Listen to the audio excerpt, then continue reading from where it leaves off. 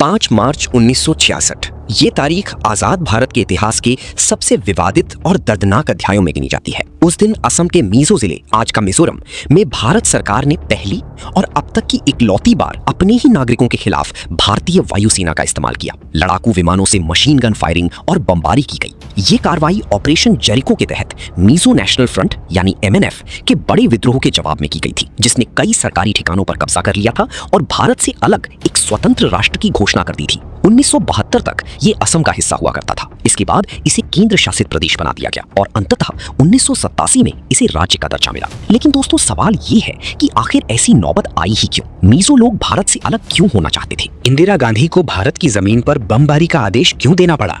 मिजोरम शांति समझौते तक बात कैसे पहुंची? और आखिर 1958 में ऐसा क्या हुआ था जिसने मिजोरम में सब कुछ बदल कर रख दिया? दोस्तों, जानेंगे यही आज की द भारत फाइल्स के इस वीडियो में। तो बने रहिए वीडियो के अंत तक और वीडियो को लाइक करना तथा चैनल को सब्सक्राइब करना ना भूलें। चलिए शुरू करते हैं। Had it not been for the initiative of the late Prime Minister, Srimati Indira Gandhi, it would not have been possible to solve this problem today. Kerala के बाद भारत का दूसरा सबसे पढ़ा लिखा राज्य है मिजोरम। भारत के नॉर्थ ईस्ट में स्थित ये छोटा सा पहाड़ी स्टेट देश के बेहतरीन मॉडल स्टेट्स में गिना जाता है। हैरानी की बात यह है कि करीब 13 लाख की आबादी वाला मिजोरम लगभग 24 करोड़ की आबादी वाले उत्तर प्रदेश से पर कैपिटा GDP के मामले में लगभग 2 गुना आगे है। यानी जहां मिजोरम की प्रति व्यक्ति आय लगभग 2.7 से 3 लाख रुपीस सालाना है, वहीं उत्तर प्रदेश में ये करीब 1.1 से 1.3 लाख रुपीस के बीच है। मिजोरम की सीमाएं पूर्व और दक्षिण में म्यांमार, पश्चिम में बांग्लादेश, उत्तर पश्चिम में त्रिपुरा, उत्तर में असम तथा उत्तर पूर्व में मणिपुर से लगती हैं। इसकी राजधानी आइजोल है। मिजोरम का अर्थ है मीजो लोगों की भूमि। इसे पहले असम के लुशाई हिल जिले के रूप में जाना जाता था। दोस्तों, मिजोरम के एक अलग राज्य बनने की कहानी किसी आंदोलन या युद्ध से नहीं, बल्कि एक फूल से शुरू होती है। एक ऐसा फूल जिसके खिलते ही पूरे इलाके में मौत और तबाही का साया मंडराने लगता था। 1958 में लुशाई हिल्स के जंगलों में बांस के पेड़ों पर फूल खिलने लगे। आमतौर पर फूलों का खिलना खुशियों का प्रतीक माना जाता है, लेकिन यहाँ ये एक आने वाली त्रासदी की चेतावनी था। स्थानीय लोगों का वर्षों पुराना अनुभव था कि जैसे ही बांस में फूल आते हैं, कुछ ही महीनों में लाखों चूहे जंगलों से निकलकर खेतों पर टूट पड़ते हैं। वे पूरी फसल चट कर जाते हैं और फिर शुरू होता है भयानक अकाल। इस प्राकृतिक घटना को स्थानीय भाषा में मौताम कहा जाता है। ऐसा पहले भी ब्रिटिश रिकॉर्ड के अकॉर्डिंग 1862 और 1911 में हो चुका था। हालांकि इसका कोई वैज्ञानिक आधार तो नहीं, लेकिन यह वैज्ञानिक रूप से सत्य है कि बांस की कई प्रजातियां लगभग 45 से 50 साल में केवल एक बार फूलती हैं। सबसे हैरान करने वाली बात यह है कि जब किसी एक प्रजाति के बांस में फूल खिलने शुरू होते हैं, तो सभी प्रजाति के बांस, चाहे वे एक दूसरे से सैकड़ों या हजारों किलोमीटर दूर ही क्यों ना हो, लगभग एक ही समय पर फूलने लगते हैं। आखिर ऐसा कैसे और क्यों होता है, इसका सटीक कारण आज भी वैज्ञानिक पूरी तरह नहीं समझ पाए हैं। इसीलिए जब अक्टूबर 1958 में फिर से बांस में फूल खिलने लगे, तो लोगों ने तुरंत असम सरकार से 1.5 लाख मदद की गुहार लगाई, ये कहते हुए कि जल्द ही मिजोरम में भुखमरी आने वाली है। लेकिन सरकार ने इसे अंधविश्वास मानकर उनकी चेतावनी को गंभीरता से नहीं लिया और पर्याप्त राहत की व्यवस्था नहीं की।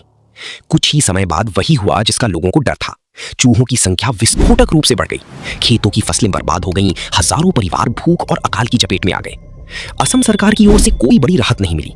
उल्टा सरकार एक अजीब सी योजना लेकर आई, जिसके तहत हर मरा हुआ चूहा पकड़कर लाने पर 40 पैसे देने की घोषणा की गई। लेकिन भूख और अकाल से जूझ रहे लोगों के लिए यह समाधान नहीं, बल्कि मजाक जैसा था। इसी दौरान लुशाई पहाड़ियों में असंतोष तेजी से बढ़ने लगा और फिर 1960 में असम सरकार ने असमिया भाषा को राज्य की आधिकारिक यानी ऑफिशियल भाषा घोषित कर दिया। इसका मतलब था कि सरकारी नौकरियों और प्रशासन में आगे बढ़ने के लिए असमिया भाषा जानना लगभग जरूरी हो गया। मीजो लोगों ने इसे अपनी भाषा और पहचान पर सीधा हमला माना। अकाल के समय राहत पहुंचाने के लिए स्थानीय लोगों ने मीजो नेशनल फैमिन फ्रंट या MNFF नाम का एक संगठन बनाया था। लेकिन सरकार की नीतियों और बढ़ते असंतोष के बाद 1961 में इसी संगठन का नाम बदलकर मीजो नेशनल फ्रंट या MNF कर दिया गया। यहीं से मिजोरम के अलगाववादी आंदोलन ने एक नया और अधिक राजनीतिक रूप लेना शुरू किया। MNF के नेता लाल डेंगा थे। शुरुआत में MNF ने अपनी मांगों को शांतिपूर्ण प्रदर्शन, ज्ञापन और धरनों के जरिए सरकार तक पहुंचाने की कोशिश की, लेकिन समय के साथ आंदोलन उग्र होता चला गया। आंदोलन के उग्र होते जाने के चलते 1963 में लाल डेंगा और उनके सहयोगी लालनून माविया को असम सरकार ने राष्ट्र विरोधी साजिश के आरोप में गिरफ्तार कर लिया। बाद में फरवरी 1964 में अच्छे आचरण का आश्वासन देने के बाद उन्हें रिहा कर दिया गया। लेकिन हालात और बदल गए। असम रेजिमेंट की दूसरी बटालियन को भंग कर दिया गया। इस बटालियन में बड़ी संख्या में मीजो सैनिक थे। नौकरी छूटने के बाद इनमें से कई सैनिक मिजोरम लौटे और MNF में शामिल हो गए। सैन्य प्रशिक्षण प्राप्त इन पूर्व सैनिकों ने मिजो नेशनल आर्मी या एमएनए का गठन किया, जो एमएनएफ का सशस्त्र विंग बन गया। इससे आंदोलन को प्रशिक्षित लड़ाके और सैन्य रणनीति दोनों मिल गई। बॉर्डर से लगे होने का फायदा उठाकर एमएनए को पूर्वी पाकिस्तान, आज का बांग्लादेश, से हथियार, पैसे और अन्य सहायता मिल रही थी। वहीं कुछ ऐतिहासिक स्रोतों के मुताबिक चीन भी पर्दे के पीछे से उनका समर्थन कर रहा था। यहीं से भारतीय सुरक्षा बलों और एमएनए के बीच छोटे छोटे सशस्त्र संघर्ष शुरू हो चुके थे। जैसे जैसे भारतीय सुरक्षा बलों की कार्रवाई तेज होती गई, कई मिजो विद्रोही मिजोरम छोड़कर पूर्वी पाकिस्तान और बर्मा, आज का म्यांमार, भाग गए, जहां उन्होंने अपने ठिकाने बना लिए। फिर साल 1965 में भारत और पाकिस्तान का युद्ध शुरू हो गया, तो युद्ध के दौरान मिजोरम की स्ट्रेटेजिक अहमियत और बढ़ गई। इसी बीच एमएनएफ ने महसूस किया कि भारत कई मोर्चों पर व्यस्त है और यही अलग होने का सबसे अनुकूल समय हो सकता है। इसीलिए 30 अक्टूबर 1965 को लाल डेंगा ने तत्कालीन प्रधानमंत्री लाल बहादुर शास्त्री को एक पत्र लिखा। इस पत्र में उन्होंने साफ कहा कि मिजो लोग भारत का हिस्सा नहीं रहना चाहते और एक स्वतंत्र मिजो राष्ट्र चाहते हैं। उन्होंने चेतावनी दी कि अगर उनकी मांगें नहीं मानी गई तो एमएनएफ हथियारबंद संघर्ष का रास्ता अपनाएगा। अब फैसला भारत सरकार के हाथ में है कि अब वो क्या चाहते हैं। पर युद्ध चलने की वजह से इस पत्र पर उतना ध्यान नहीं दिया जा सका।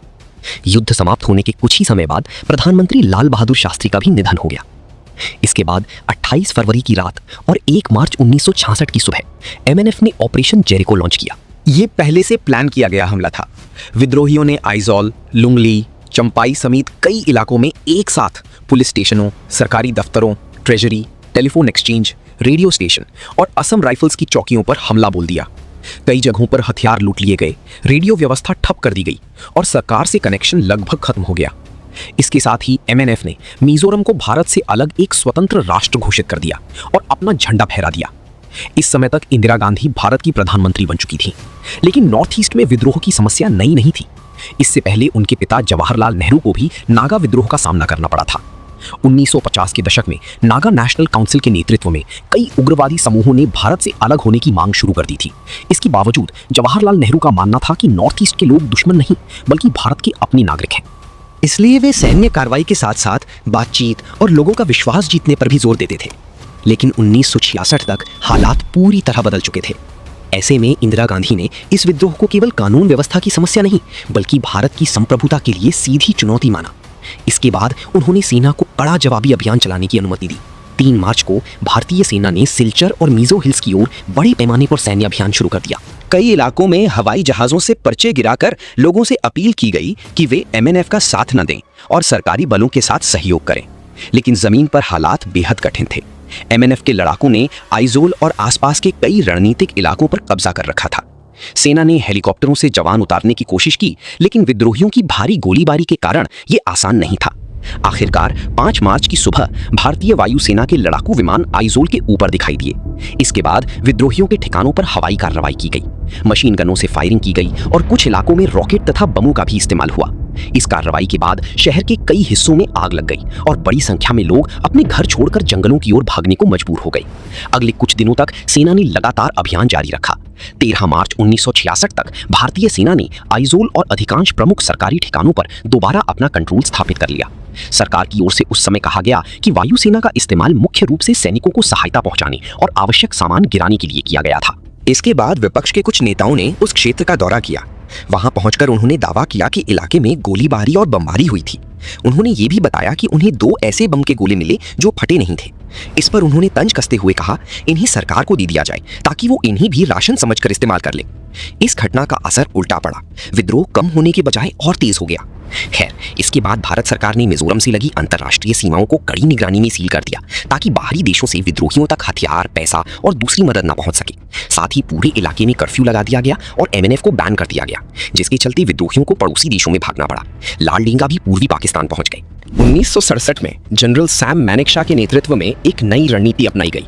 इसके तहत सैकड़ों छोटे छोटे गांवों को खाली कराकर लोगों को मुख्य सड़कों के किनारे बनाए गए प्रोटेक्टेड एंड प्रोग्रेसिव विलेजेस यानी पीपीवी में बसाया गया। लगभग 764 गांवों में से 516 गांवों को खाली कराया गया और करीब 80% ग्रामीण आबादी यानी लगभग 1.2 से 1.5 लाख लोगों को अपने घर छोड़कर इन नए गांवों में बसने के लिए मजबूर होना पड़ा। सरकार का कहना था कि इससे एमएनएफ विद्रोहियों तक खाना, हथियार और जानकारी पहुंचना बंद हो जाएगी। लेकिन इस फैसले की वजह से हजारों परिवारों को अपने घर, खेत और पुश्तैनी गांव छोड़ने पड़े। जिन लोगों को नए गांवों में बसाया गया, उन्हें पहचान के लिए नई आईडी जारी की गई।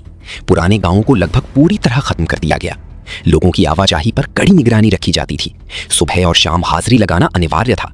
रात में कर्फ्यू रहता था और बिना अनुमति गांव से बाहर जाने की इजाजत नहीं थी। खेतों में काम करने के लिए भी तय समय दिया जाता था। सरकार का उद्देश्य था कि कोई भी व्यक्ति चोरी छिपे एमएनएफ विद्रोहियों को पहुंचा न सके, लेकिन इन सख्त नियमों की वजह से आम लोगों की रोजमर्रा की जिंदगी बेहद कठिन हो गई और सरकार के प्रति नाराजगी भी बढ़ने लगी। 1970 तक सेना ने विद्रोह पर काफी हद तक काबू पा लिया था। शांतिपूर्ण प्रदर्शन अभी भी जारी थे और माहौल पहले की तुलना में शांत था, लेकिन मिजो नेशनल आर्मी ने अपने हथियार नहीं डाले थे, इसलिए आशंका बनी हुई थी कि विद्रोह कभी भी दोबारा भड़क सकता है। इसी बीच 1971 के भारत पाकिस्तान युद्ध ने पूरा समीकरण बदल दिया। युद्ध में पाकिस्तान की हार हुई और पूर्वी पाकिस्तान एक नए देश बांग्लादेश के रूप में अस्तित्व में आया। इसके बाद लाल डेंगा को वहां से भी निकलना पड़ा। वे पहले पश्चिमी पाकिस्तान गए और बाद में लंदन चले गए, जहां से उन्होंने 15 वर्षों तक एमएनएफ की गतिविधियों का नेतृत्व किया। 1980 के दशक की शुरुआत में लंदन में रह रहे एमएनएफ नेता लाल डेंगा ने भारत सरकार से बातचीत की कोशिश शुरू की। उन्होंने यूरोप में मौजूद भारतीय अधिकारियों और खुफिया एजेंसियों के प्रतिनिधियों के साथ गुप्त स्तर पर संपर्क बनाना शुरू किया। धीरे धीरे दोनों पक्षों के बीच भरोसा बनने लगा। तत्कालीन प्रधानमंत्री इंदिरा गांधी ने बातचीत के लिए 2 स्पष्ट शर्तें रखी। पहली, एमएनएफ को हिंसा छोड़कर हथियार डालनी होंगी। दूसरी, कोई भी समझौता भारतीय संविधान के दायरे में रहकर ही होगा। 31 अक्टूबर 1984 को लाल डेंगा और इंदिरा गांधी की एक अहम मुलाकात प्रस्तावित थी, लेकिन दुर्भाग्यवश उसी दिन इंदिरा गांधी की उनके ही बॉडीगार्ड्स ने उनकी हत्या कर दी गई, जिससे शांति वार्ता कुछ समय के लिए रुक गई। इसके बाद राजीव गांधी प्रधानमंत्री बने और उन्होंने इस प्रक्रिया को फिर से आगे बढ़ाया।